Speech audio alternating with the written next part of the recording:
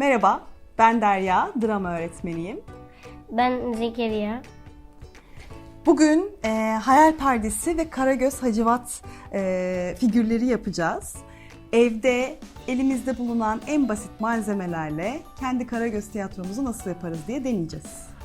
Ve Zekeriya bunu daha önce denemişti. Evet. Aslında deneyimlimiz o. Öncelikle senin sahneni bir örnek olarak gösterelim mi? Tuvalden bir Karagöz hayal perdesi yapmış kendisine. Çünkü tuvalden de arkadan ışık verdiğimizde gölge oluşabiliyor. Önünü kendisi süslemiş. Aynı şekilde siz de bunu kullanabilirsiniz evde. Tuvalden de yapmak mümkün. Evet, figürleri de elinde. Bir de Karagöz Hacivat'ı yapmak için de karton, böyle sticker kağıdı falan kullanabiliriz. Raptiye veya Birçok imkan var değil mi aslında?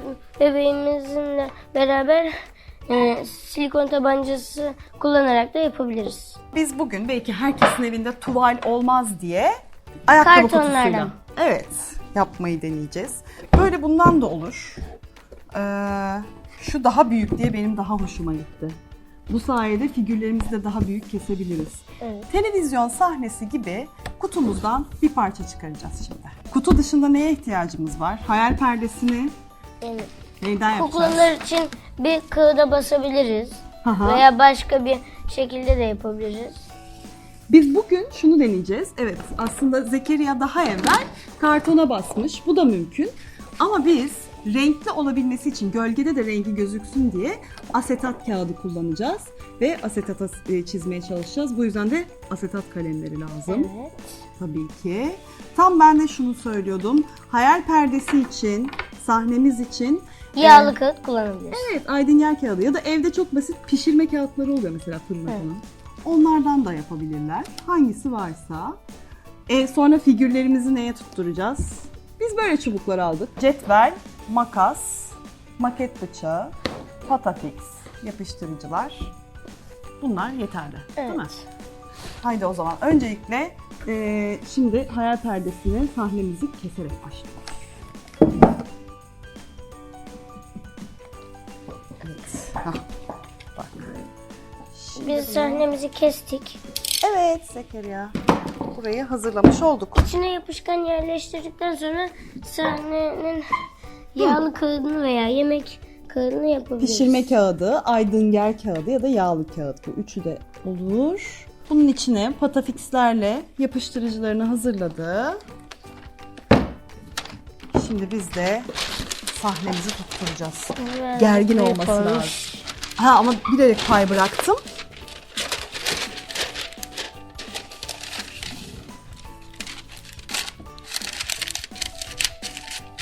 Televizyonun arkasında olan şeyleri yansıttığı için biz de yağlı kağıt veya pişirme kağıdı kullanıyoruz.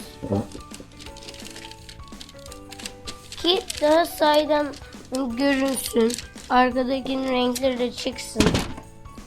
Nasıl? Evet. Olur mu? Önce figürlerimizi kesmemiz gerekiyor. Çünkü senin Şimdi- figürlerin bu sahne için çok büyük. Bu da evet, güzel bir hatırlatma oldu. Figürlerinizi kesmeden önce, hazırlamadan önce sahne boyutunuzla uygun mu diye bir bakmanız gerekecek. Sahnemiz, hayal perdemiz hazır. Şimdi o yüzden oyuncularımıza geçiyoruz. Zekeriya, Karagöz mü olmak istersin, Hacivat mı? Hangisini boyayacaksın? Hacivat boyayacağım. Peki. O zaman rahat çalışabilelim diye ayırıyorum figürlerimizi.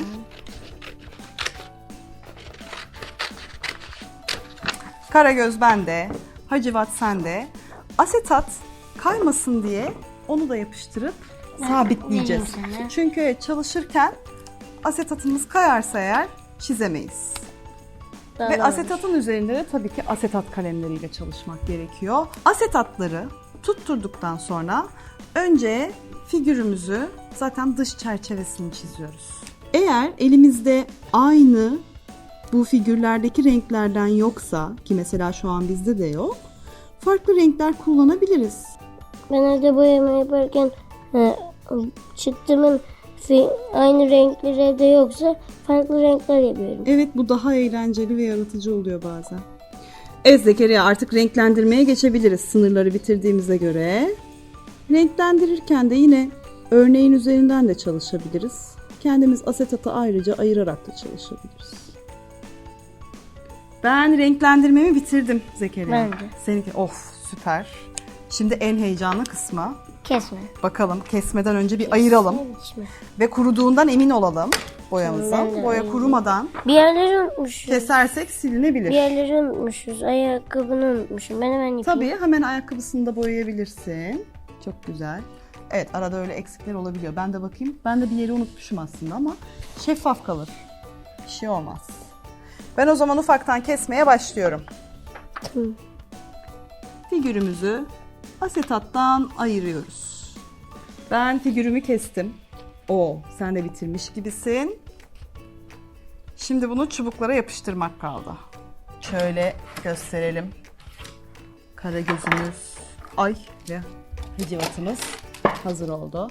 Evet, dediğiniz gibi pipet olabilir, kalem olabilir. Başka evdeki herhangi bir çubuğa Arkasını tutturabilirler. yapalım, önüne mi yapalım? Şimdi tam ben de ona bakıyordum. Karagöz ve Hacivat birbirine böyle bakacak. Bence sen çubuk için şurayı soruyorsun. önüne yapalım. Şöyle. O Arkasından, kulağın arkasından ama bu önüne yapalım bence. Arkasından tutarken elimize batma Tamam. ihtimali var. Ama Hatta burası- şurayı direkt maket bıçağıyla kesebiliriz. tamam. Şöyle yapalım. Direkt burasını da yapıştıralım. Oynatırken burayla oynayabiliriz. Evet. Olur mu? Ama şurası elimize batabilir şöyleyken. Tamam. Eğer ondan çekiniyorsak kesip oradan kurtulabiliriz. Doğru söylüyorsun. Güvenlik de önemli. Bir de maket bıçağı kullanmak için ebeveynlerimizden yardım alalım. Evet. Bu hatırlatmalar için çok teşekkürler. Arkası var. Daha benimki hazır. Daha göbekten olursa.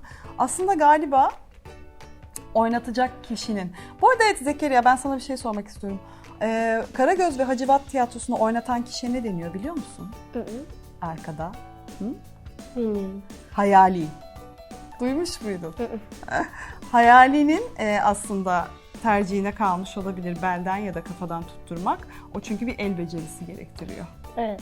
Daha böyle hareket edebilecek şekilde. Perdeye oynatmaya geçelim. Yaşasın. Şimdi masamızı temizledik. Hayal sahnemizi de aldık. Tabii bize ne lazım? Bir ışık kaynağı. Masa lambası daha rahat. Masa lambasıyla evet bunu çok rahat sağlayabiliriz. Işığın figürlerimizin arkasından gelmesi gerekiyor ki renkleri gözüksün. Değil mi? Çünkü Sen de- o zaman zaten öne doğru gölgesini yapacak. Işığın tam tersine yaptığı için gölgeyi. O yüzden öne doğru yaparken de hem renkleri gözükecek hem de gölgesi. Merhaba Hacı Cavcav. Oo merhaba dükkanıma hoş geldin. Safalar getirdin Karagöz'üm. Sopalar falan getirmedim. Efendim sözlerimi hemen yanlış anlamaya başladın. Sopalar olur mu? Safalar getirdin dedin. Yani seni görünce rahatladım ve çok sevindim demektir. Amin, amin. Hele otur bakalım biraz dertleşelim. Hay hay. Biraz dertleşelim. Ama sen önce dükkanına gelen misafirine ikramını yapsana. Aman Karagöz'üm sen şaşırdın mı? Ramazan'dan haberin yok mu? Var. Şimdi eve gitti Ramazan. O Ramazan değil şu bildiğimiz Ramazan. Hani yılda bir kere geliyor ya. Ha, evet. Bizim de beklediğimiz Ramazan'ı diyor yani Karagöz ve Hacivat. Ramazan ayının geleneksel oyunlarından biri Karagöz ve Hacivat tiyatrosu. Evet. Şimdi de mübarek Ramazan ayındayız. Öncelikle herkese bir hayırlı Ramazanlar dileyelim buradan. Sen de bir şey Hayırlı söylemek Ramazanlar. istersen. Peki sen Karagöz ve Hacivat tiyatrosuyla nasıl ilgilenmeye başladın Zekeriya? Ben ilk başta sahneyi yanmadan önce ben birinci sınıfta böyle tuval almıştık resim dersi için. O tuvalden gölge geçtiğini fark edince kendimiz eve bir tane tuval aldık ve babamla beraber üstüne evleri falan sticker kağıdından yapıştırdık. Arkasına durması için bir parça taktık. Böylece ben de babamla beraber sonra kuklaları yapıp öyle oynattık. Sadece bir tane metin bulup Zoom'da zaten çok kişiye yayında gösterdim. Peki arkadaşların da Ramazan ayında evde böyle basit bir tiyatro yapıp oynayabilirler mi? Hem zaten kolay yapılmasını istiyorsanız, Evet. karton bulmak zor olursa Çok bir basit. şey aldığınızda kargodan falan geldiğinde onu kullanabilirsiniz. Veya bir resim dersinde alacağınız tuvali 2 adet alıp yapabilirsiniz. Birini Ferdi. Böylece geri dönüşümü de desteklemiş oluruz. Evet. Teşekkürler Zekeriya. Sen de bizimle deneyimlerini paylaştığın için, bize öğrettiğin için çok teşekkür ediyoruz sana. Ve herkese hayırlı Ramazanlar diliyoruz.